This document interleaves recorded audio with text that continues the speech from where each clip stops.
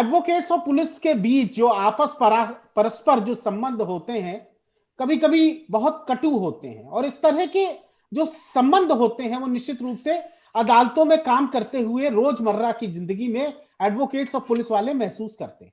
लेकिन संबंध उस दायरे तक पहुंच जाए जहां हमला हो जाए, जहां पुलिस आपके साथ उत्पीड़न कर दे, खासकर एक एडवोकेट साहब के साथ, तो निश्चित रूप से मामला गंभीर हो जाता है। एक मामला मैं आपको याद दिलाना चाहता हूं, एटा जिले का है, जहां राजेंद्र शर्मा नाम के एडवोकेट वहां पर कार्य कर रहे थे। पुलिस उन पर कुछ आरोप था और पुलिस ने उनके घर पे धावा बोला, उनको घसीटा गया, उनको पीटा गया, उनके साथ गाली गलौज करी, और तमाम ये विवाद के बाद इलाहाबाद हाईकोर्ट ने इस मामले में सुमोटो लिया। तमाम जो एडवोकेट संघ थे उन्होंने इस पर काफी नाराजगी जताई, बार काउंसिल ऑफ इंडिया से लेकर तमाम संगठनों ने। लेकिन इंपॉर्टेंट बात यह है कि हाईकोर्ट ने 4 प्रमुख पॉइंट यहां पर दिए हैं अगली सुनवाई के लिए, आर्गुमेंट के लिए। और उसमें प्रमुख पॉइंट यह है कि क्या एडवोकेट्स एक्ट के अंतर्गत अगर कोई वकील साहब पोशाक पहने हैं और पुलिस का उत्पीड़न उनके साथ होता है, उनके साथ मारपीट होती है, तो क्या ये बात प्रिविलेज के अंतर्गत है, वो दायरा प्रिविलेज के अंतर्गत आएगा। हमारे साथ 3 खास मेहमान इस समय जुड़ चुके हैं। हम सबसे पहले परिचय करा दें उनका। हमारे साथ रमेश गुप्ता जी जुड़ गए हैं, इस समय वर्तमान में वो दिल्ली बार काउंसिल के अध्यक्ष हैं। इसके साथ ही हमारे साथ संजीव नस्यार साहब जुड़ गए हैं, जो दिल्ली की ऑल डिस्ट्रिक्ट कोर्ट्स हैं उनकी कोऑर्डिनेशन कमेटी के चेयरमैन है। हमारे साथ फॉर्मर उत्तर प्रदेश काउंसिल के बार काउंसिल के चेयरमैन पांडे साहब जुड़ गए हैं। और इंपॉर्टेंट बात यह है कि तीनों ही वकील बॉडीज के नेता हैं। तो मैं सबसे पहले रमेश गुप्ता जी, सर आप ही से शुरू करूंगा। इलाहाबाद हाईकोर्ट ने कहा कि प्रिविलेज नहीं है, और क्या प्रिविलेज है, 2 सवाल पर आपको देना है कि अगर प्रिविलेज आपको है तभी आप क्या उस पुलिस की प्रताड़ना से बच सकते हैं, और एडवोकेट एक्ट क्या कहता है as far as advocate is concern. देखिए, एडवोकेट्स एक्ट में तो लॉयर का रजिस्ट्रेशन होता है और उसका आगे कोई भी जो लॉ ग्रेजुएट होता है या जो इंटाइटलमेंट है वो जब अप्लाई करता है तो उसका एनरोलमेंट हो जाता है और he is then authorised to practise all over India wherever he can appear. और उसके खिलाफ लॉयर के अगेंस्ट अगर कोई कंप्लेंट होती है डिसिप्लिन की या प्रोफेशनल मिसकंडक्ट की, तो उसके खिलाफ भी bar council under advocates act proceed करती है। उनकी वेलफेयर का ध्यान रखती है, वेलफेयर ट्रस्ट के अंदर है या इंडिजेंट कमेटी में है या और में है, उनकी एजुकेशन का भी, वो सब बार काउंसिल के एक्ट में है। एक्ट में कहीं ऐसा कुछ प्रावधान नहीं है कि कोई प्रिविलेज उनको अलग से है। अगर प्रिविलेज एडवोकेट को है तो वो एविडेंस एक्ट में है। एविडेंस एक्ट में सेक्शन 129 में प्रिविलेज है। वो प्रिविलेज है अगर क्लाइंट और लॉयर के बीच में कोई कम्युनिकेशन हुआ है या कोई कॉन्फिडेंशियल आदान प्रदान हुआ है लेटर का या कोई फाइल का, वो हम लॉयर बात नहीं है कि वो कोई भी इन्वेस्टिगेटिंग एजेंसी या कोर्ट हमसे मांग सके, ना वो बात जो हमारे बीच हुई है वो मांग सके। पर ऐसा कहीं पर नहीं है कि लॉयर को कोई ऐसी प्रिविलेज है कि उसको पुलिस वाले या तो अरेस्ट ना कर सके या उसके खिलाफ कोई एक्शन ना ले सके या कोई और एजेंसी उनके खिलाफ एक्शन ना ले सके, ऐसा कहीं प्रिविलेज नहीं है। जहां तक मुझे याद आता है, जुडिशियल साइड पर एक बार ऑर्डर हुआ था कि अगर कोई लॉयर को पुलिस वाले अरेस्ट करना चाहते हैं तो आप वो बार काउंसिल को या बार एसोसिएशन को पहले इन्फॉर्म करेंगे कि जी हम फलां के खिलाफ ऐसे ऐसे है, वो इन्फॉर्म करेंगे। और वो तो अब लॉयर के लिए, अब तो कानून यही है कि अगर किसी को भी अरेस्ट करते हो तो उसके नियर रिलेटिव को आप इन्फॉर्म करोगे और उनके साइन भी कराओगे कि हमने इसको अरेस्ट किया है। वो तो अब एक सभी के लिए है, पर लॉयर के लिए अलग से जुडिशियल साइड पे, मेरे को याद तो नहीं, पर ऐसा मैं मानता हूँ कि एक ऐसा नोटिस होता ऑर्डर, तो वो काफी दिन चला भी। पर आज के दिन शायद ऐसा कुछ नहीं है, जहां पुलिस मनमानी करती है वहां अरेस्ट भी कर लेती है बाद में, तो वो पता ही लग जाता है हमारे को। तो पर ऐसा कोई प्रिविलेज एडवोकेट एक्ट में नहीं है कि लॉयर को गिरफ्तार नहीं किया जा सकता। ठीक है, कोई बात नहीं, आपके पास रमेश गुप्ता जी प्रिविलेज नहीं है, लेकिन जिस तरह की गिरफ्तारी करने का तरीका है पुलिस का अक्सर होता है, और खासकर राजेंद्र शर्मा जी के मामले में तो देखते हैं, वो वीडियो सार्वजनिक है, दुनिया ने वो वीडियो देखा कि किस तरह पुलिस उनके घर में अंदर इंटर करती है। वो बकायदा अपनी पोशाक में है, कोट पहने हैं, पैंट पहने हैं और बकायदा टाई लगाए हुए हैं, उसके बावजूद उनको घसीटती है, गाली देती है और ले जाती है। मैं ये नहीं कह रहा हूं कि उनको प्रिविलेज होना चाहिए, मैं ये पूछना चाह रहा हूं कि क्या इस तरह का एक्ट किसी भी एडवोकेट के साथ मान्य हो सकता है?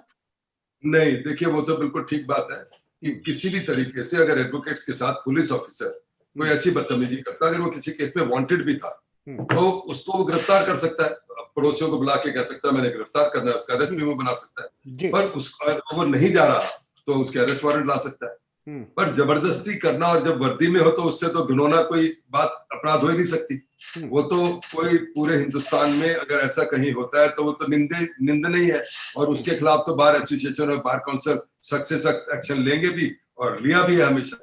अब आप दिल्ली का एग्जांपल ले लो, दिल्ली में जो पीछे इंसिडेंट हुआ पहले साल, उसका जो नतीजा निकला वो सबको पता है, कितना बड़ा एजुकेशन हुआ। तो वो तो बात सही है कि इनसेंसिटिविटी होती है पुलिस की, बहुत जगह होती है। जो छोटी पुलिस है खासकर, बड़ी तो खैर अलग चीज है, छोटी पुलिस जो मौके पे होती है वो बड़ा बेकार तरीके से या गैर कानूनी तरीके से काम करती है। लॉयर के साथ तो है ही है, और भी आपने देखा होगा उत्तर प्रदेश में या और जगह भी, वो आम आदमी के साथ, तो जब लॉयर के साथ ऐसा कर सकती है तो आम आदमी के साथ तो आप अंदाजा लगा सकते हैं वो कितना ब्रूटल करते हैं। कई कई दिन उनको मुस्तबा बिठा के रखते हैं, मारपीट करते हैं, फिर अरेस्ट दिखा देते हैं। वो तो एक केस नहीं है, कस्टोडियल डेथ और क्या है, कस्टोडियल डेथ की रिपोर्ट होती है हिंदुस्तान में। सुप्रीम कोर्ट ने डायरेक्शन दे रखी है, अभी सुप्रीम कोर्ट ने एक रिसेंट डायरेक्शन दी है कि हर पुलिस स्टेशन में, हर इन्वेस्टिगेटिंग एजेंसी के दफ्तर में बाहर आप और उनके आईओ के रूम में आप कैमरे लगाएंगे जल्दी से जल्दी। इस डायरेक्शन को दिए 1.5-2 महीने हो गए। अगर आप इसकी जांच करेंगे तो मैं समझता हूँ अभी तक भी इन्होंने कैमरे नहीं लगाए होंगे, और मैं ये समझता हूँ कैमरे लगने के बाद ये सुनिश्चित करना पड़ेगा कि वो कैमरे हमेशा काम कर रहे हैं। इससे मैं समझता हूँ कुछ कम होगा। ये नहीं, मैं फिर भी पुलिस तो ऐसी है कि कुछ और कमरे लेके वहां बिठा देंगे, कुछ कर देंगे, पर फिर भी मैं समझता हूँ उससे पुलिस की जांच कम होगी। और मैं फिर ये रिपीट करता हूँ कि लॉयर को अगर वर्दी में ऐसे घसीट के ले गए हैं तो सख्त से सख्त उन पुलिस ऑफिसर्स के साथ कार्रवाई होनी चाहिए। और मैं एक और बात कई बार पुलिस वाले बड़े अधिकारी के कहने पर ये काम करते हैं और वो सामने नहीं आते फिर, क्योंकि रिटर्न में तो होता नहीं है। उसकी भी जांच होनी चाहिए कि किसके कहने पर उन्होंने ये काम किया। अच्छा, मैं बिल्कुल संजीव नसियार जी से ले लेता हूं। नसियार साहब, जिस समय 30 हजारी में पूरा बवाल हुआ उस समय तो आप अध्यक्ष भी हैं, और आपने देखा कि किस तरह पुलिस ने अंदर घुसा पूरे प्रोमाइस में, एक एक चैम्बर्स को तोड़ा, बाकी जो जहां मिला उसको पीटा मारा, जो कर सकते थे वो करा। मुद्दा साफ ये है कि उसके बावजूद भी कोई बड़ा सबक, जैसा कि अभी रमेश जी ने कहा, प्रिविलेज तो है नहीं, तो आप बचोगे क्या? ऐसे ही पुलिस घुसती रहेगी, मारती रहेगी, आप एजिटेशन करते रहेंगे और वो फिर से दोबारा से रिपीट होगा। संजीव जी, ये बात बिल्कुल आप सही कह रहे हैं कि हम लोग पिछले कुछ सालों से ये देख रहे हैं कि दिल्ली पुलिस और बाकी देश की पूरी पुलिस का जो काम का तरीका है वो बहुत ही चेंज होता जा रहा है। वो क्रिमिनल के साथ जिस तरीके से व्यवहार करते हैं, वो गुंडों वाला व्यवहार, वही व्यवहार आपके सामने कोई भी आके खड़ा होता है, चाहे वो लॉयर्स हो या कोई दूसरा हो। 30 हजारी का एग्जाम्पल नहीं हो सकता कि 30 हजारी में भी suo motu Delhi high court ने कॉग्निजेंस लिया था। अब यूपी एटा के अंदर जो उसमें भी suo motu honourable high court Allahabad ने कॉग्निजेंस लिया। लेकिन दिक्कत क्या आ रही है कि सरकार और बड़े अफसर की सहमति से इस तरीके से पुलिस का वर्किंग स्टाइल जो है वो बदल गया है। हम देख रहे हैं आए दिनों कि गुंडों को किस तरीके से लॉ वायलेट करके अगर पुलिस डील करती है तो उनके लिए तो सभी जो पुलिस के साथ आता है। मैं एटा का वो वीडियो वायरल हुआ तो बहुत गुस्सा आया। ये बात सही है कि प्रिविलेज होना चाहिए, उसकी डिमांड हम बहुत लंबे टाइम से उठाते आ रहे हैं, क्योंकि लॉयर्स के ऊपर जब ज्यादती होती है तो एक बार जरूर वो बात उठाते हैं हम लोग, लेकिन उसके बाद वो पुरानी होने के बाद वो सब चीज दब जाती है। बिल्कुल हम लोगों को कोर्ट्स के अंदर काम करना होता है। क्रिमिनल हमारे क्लाइंट होते हैं या दूसरे लिटिगेंट्स के लिए पुलिस अपने तरीके से इन्वेस्टिगेशन करने के लिए लॉयर्स के, मेरे पास 2 दिन पहले भी एक कंप्लेंट आई है जी की कंप्लेंट है। एक थाने के अंदर कोई वकील साहब के खिलाफ कंप्लेंट, एसएचओ ने धमकी दी है किसी चोरी के मुकदमे में 2 लाख रुपए डिस्क्लोजर दिया है कि 2 लाख रुपए वकील साहब आपको, मतलब इस तरीके से हम लोग काम ही नहीं कर पाएंगे। आज एक्यूज की डिस्क्लोजर कैसे ली जाती है, एक्यूज को कैसे डील करते हैं पुलिस, तो पुलिस का पूरा वर्किंग जो है वो ही एक अंडर चैलेंज है। और मैं समझता हूं कि इलाहाबाद हाई कोर्ट या दिल्ली हाई कोर्ट ने जिस तरीके से कॉग्निजेंस लिया है, इस तरीके से ऑनरेबल सुप्रीम कोर्ट को कहीं ना कहीं इंस्टीट्यूशन और प्रोफेशन को बचाने के लिए आगे आना चाहिए और एडवोकेट एक्ट में भी अमेंडमेंट्स करके और हमारे को प्रिविलेज होना चाहिए। ठीक है, मैं जानकी सनन पांडे जी से ले लेता हूं। पांडे साहब, क्या निकलने जा रहा है इलाहाबाद हाईकोर्ट से? ये जो सुनवाई चल रही है और इलाहाबाद हाईकोर्ट ने 4 क्वेश्चन भी फ्रेम करे हैं, आपको लगता है क्या निकलने जा रहा है बड़ा? मुझे पूरी उम्मीद है कि इस पे अधिवक्ताओं के मान सम्मान और गौरव की रक्षा हाईकोर्ट करेगा। उस समय जब ये घटना राजेंद्र शर्मा एटा वाली हुई थी, तब मैं चेयरमैन था और इस घटना में हम लोगों को एक्स्ट्रा प्रिविलेज नहीं है, ये बात मैं मान सकता हूँ। गुप्ता जी की बात से मैं पूरी तरह सहमत हूँ कि हम लोगों को एक्स्ट्रा प्रिविलेज एडवोकेट एक्ट या किसी तरह से नहीं, लेकिन हम लोग सब समाज के एक नागरिक हैं और संविधानिक हम लोगों का राइट है कि अगर कोई नियम है गिरफ्तारी का तो उस नियम का पालन करना चाहिए। सुप्रीम कोर्ट ने सेवरल मैटर्स पे ये डायरेक्शन दिया है कि गिरफ्तारी किस तरह से होनी चाहिए। वो अधिवक्ता 70 साल की उम्र के करीब थे और हम लोगों को उनकी गिरफ्तारी से कोई उलझ नहीं। अगर वो किसी मामले में वांटेड है तो उनको गिरफ्तार किया जाए, कोई दिक्कत नहीं है। लेकिन जो गिरफ्तारी का ढंग था कि दरवाजा तोड़ा गया, दरवाजा टूटते ही कई पुलिस वाले उनके ऊपर टूट पड़े, उनको डंडों से बूट से मारा गया और उसके बाद उनको जानवरों की तरह अमानवीय व्यवहार करते हुए क्रूरता से ले जाया गया। बार काउंसिल का केवल इतना वो है कि ये जो पुलिस वालों के द्वारा किया गया ये पूरी तरह से गलत है। जहां तक रही माननीय उच्च न्यायालय की, एज ए चेयरमैन उस समय मैंने उच्च न्यायालय को लिखा और उन्होंने उस मेरे पत्र पे ही उन्होंने उसको सो मोटो संज्ञान लेते हुए जो है इनको बुलाया। हालांकि पुलिस और प्रशासन पूरी तरह से अपने कर्मचारियों को बचाने का प्रयास कर रही है। मैं समझता हूं जहां भी मामला हुआ, वो चाहे दिल्ली वाला था चाहे एटा वाला था, पूरे देश के अधिवक्ताओं के मन में पुलिस और प्रशासन के प्रति रोष इसलिए जगा कि जब आप कोई स्पेसिफिक यूनिफॉर्म में होते हैं तो आप उस पूरी कम्युनिटी को जो है परिचय दे रहे होते हैं। और अगर कोई व्यक्ति किसी यूनिफॉर्म में है और उसका सरेआम अपमान होता है, खुलेआम उसके साथ बदतमीजी होती है, तो निश्चित रूप से उस समुदाय में पुलिस और प्रशासन के प्रति जो है आक्रोश पैदा होता है।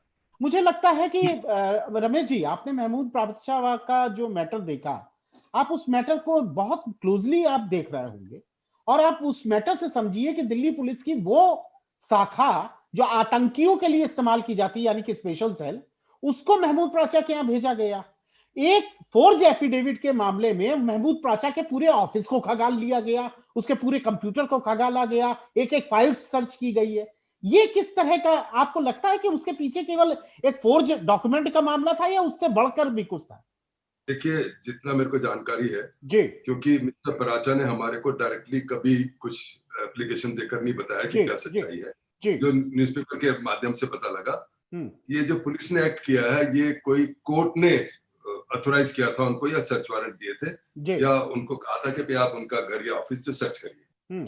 कोर्ट ने ये नहीं कहा था कि आप एक एक फाइल सर्च करिए या बदतमीजी करिए, या कोर्ट कह भी नहीं सकती। और उसके बाद जो पुलिस ने किया और उसका रिप्रेजेंटेशन हुआ, वो तो अब कोर्ट फैसला करेगी कि पुलिस ने जांच की है या नहीं की है। मैं इतना ही कह सकता हूं कि अगर क्लाइंट की फाइलें मेरे पास हैं या उसका कोई डॉक्यूमेंट या कोई भी, मैं कहता हूं इवन कन्वर्सेशन मैंने टेप की हुई है, वो पुलिस या कोर्ट हमें कोई बाध्य नहीं कर सकती देने के लिए। अगर वो करते हैं तो वो हमारी प्रिविलेज जो एविडेंस एक्ट में उसका खंडन है और वो बड़ा एक सीरियस मैटर है। एक बात और मैं कहना चाहता हूँ, एक कांस्टेबल भी अगर जब ड्यूटी पे होता है, चाहे वो वर्दी में ना भी हो, या कोई भी पब्लिक सर्वेंट, एक सड़क पे सफाई कर्मचारी भी, एक डीटीसी का कंडक्टर भी, आपने देखा होगा जरा सी बात पे वर्दी फाड़ लेता है और कहता जी इसने मेरे से जो पैसेंजर ने बदतमीजी की, उसके खिलाफ 232 333 वो 332-53 का केस रजिस्टर हो जाता है, नॉन बेलेबल ऑफेंस है। एक कांस्टेबल भी जो पुलिस को डंडा मार रहा होता है, किसी को दुकानदार को कोई वो उसको रोकते हैं तो कह देता मेरी वर्दी फाड़ी या छीनने की कोई केस रजिस्टर हो जाता है। अगर वो वर्दी पे ना भी हो, कहे जो ड्यूटी पे था और सारा उसको प्रोटेक्ट करते हैं।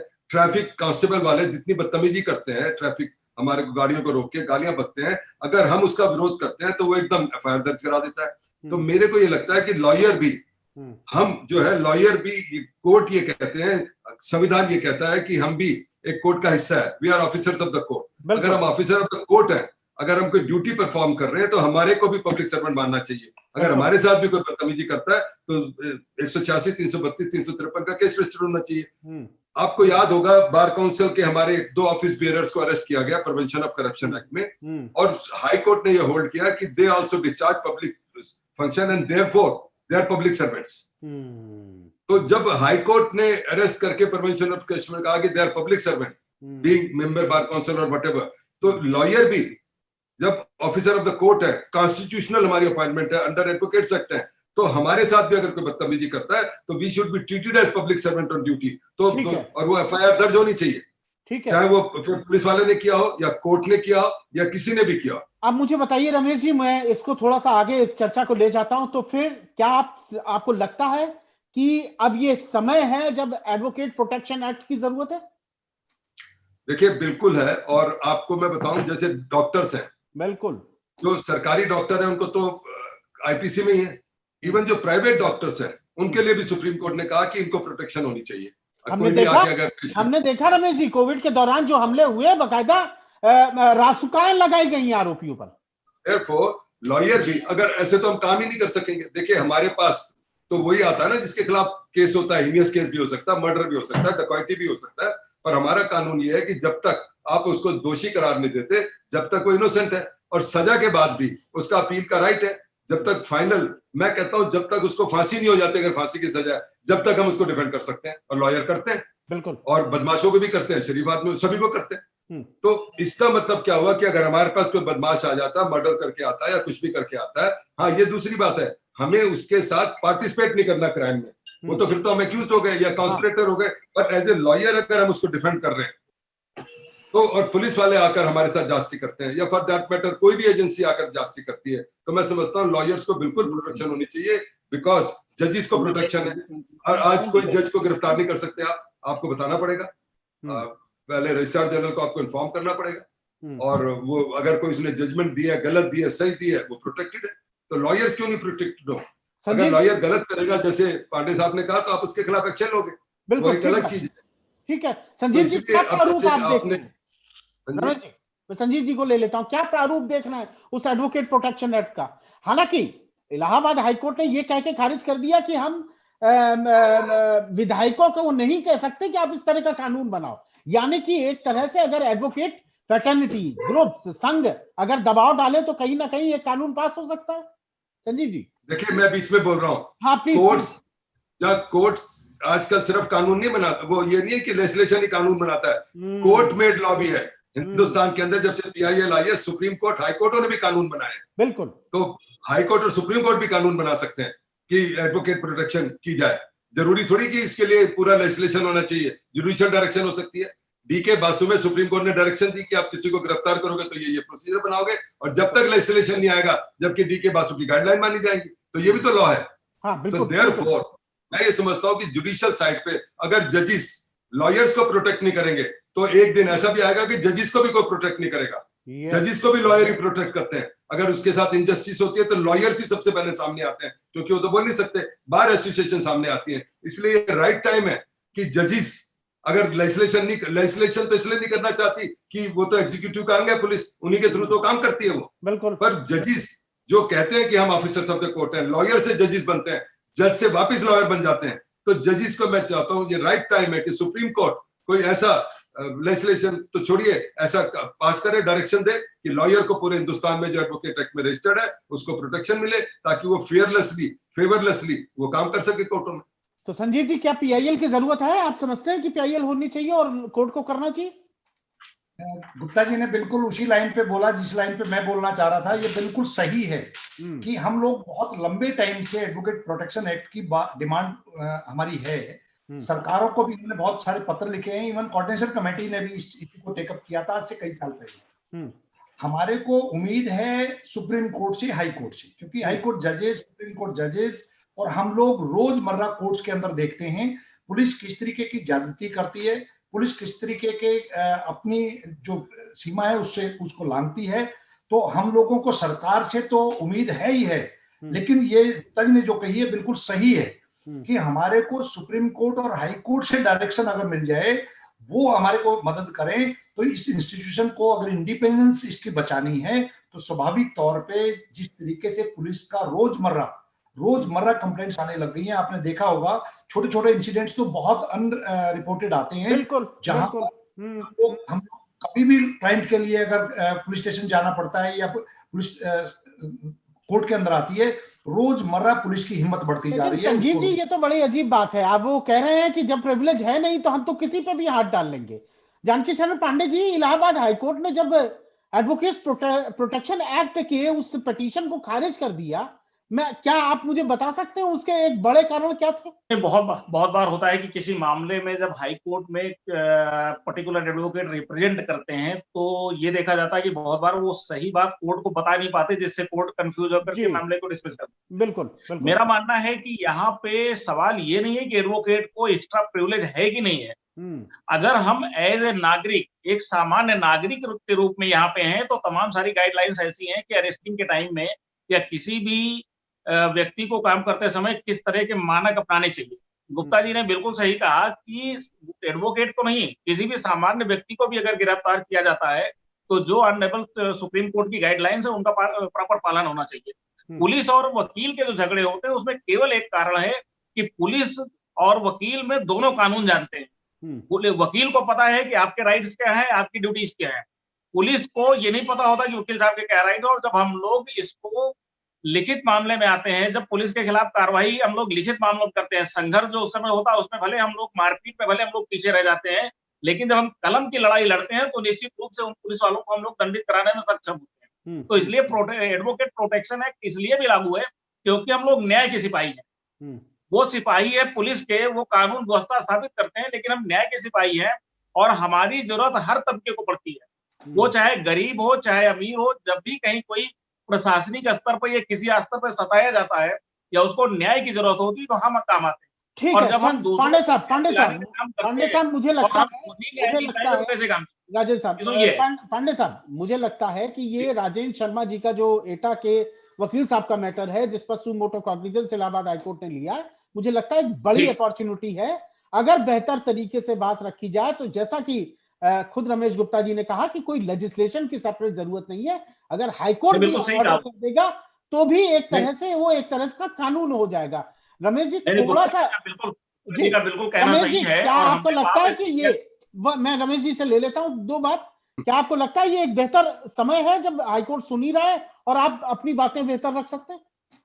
देखिए ऐसा है, जब कोई मेजर घटना हो जाती है उसी के बाद हम वकील भी जागते हैं और जजेस भी जागते हैं जी। मैं कोई बीच में बात बताता हूँ कि जैसे अभी पांडे जी ने कहा कि पुलिस वाले भी कानून जानते हैं, वकील भी जानते हैं, पर होता क्या है कि जब आप कभी पुलिस स्टेशन कोई वकील जाए किसी क्लाइंट के लिए और वो बताने लगे कि ये अवेलेबल है, ये तो नॉर्मली पुलिस वाले दिल्ली तक में ये कहते हैं वकील साहब कानून जानना जाके कोर्ट में, ये पुलिस स्टेशन है, यहाँ हमें कानून मत सिखाओ। बिल्कुल सही, यहाँ तो हमें पता क्या कानून चलता है। तो वो दिल्ली जैसे शहर में भी, कैपिटल में भी ऐसी बात कर सकते हैं। तो उत्तर प्रदेश में तो जो पिक्चरों में दिखाते हैं वो भी शायद कम दिखाते हैं, वहां तो कुछ भी हो सकता है, या बिहार मध्य प्रदेश में कुछ भी हो सकता है। सर हुआ ही है एटा में वकील साहब को डेस्क में वकील साहब को घसीटते हुए पुलिस वाले ले गए। और एक और बात मैं बताऊं, उत्तर प्रदेश में जैसे नाका पे लगे होती है पुलिस वाले, वो कंबल पहने हुए और वो अंगोछा डाले हुए ऐसे लगते हैं जैसे बदमाश, और उनमें फर्क ही नजर नहीं आता। मैं तो ये कहता हूँ कि ये जो सब कुछ हो रहा है, ये जो पुलिस के पास डायरी है, इसके अलावा मैं कहता हूँ डायरी एक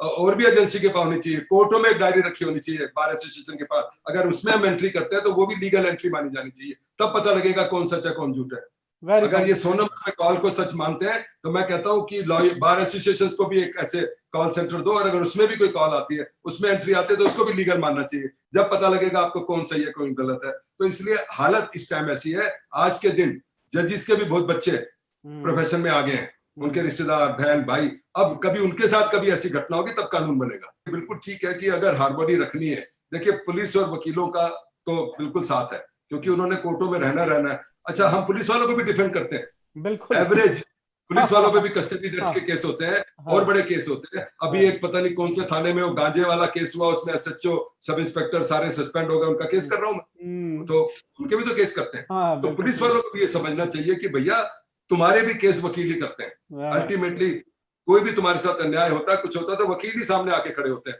तो उनको ऐसा भी समझना चाहिए, उनकी ओरिएंटेशन होनी चाहिए कि भाई आपको नाजायज तो किसी के साथ नहीं करना चाहिए, पर वकीलों से तो थोड़ा डरने चाहिए। बिल्कुल बिल्कुल। चलिए, उम्मीद करते हैं कि कम से कम इलाहाबाद हाईकोर्ट में जो सुनवाई चल रही है, अहम सुनवाई है, उस पे वकील जो संघ है, बॉडीज है, वो कम से कम एक तरह से नया कुछ रूल फ्रेम कराएंगे। बहुत बहुत शुक्रिया आप तीनों का, बहुत बहुत धन्यवाद। नमस्कार। लीगल रिपोर्टर के सभी वीडियो को देखने के लिए लीगल रिपोर्टर को सब्सक्राइब करके बेल आइकन बटन जरूर दबाएं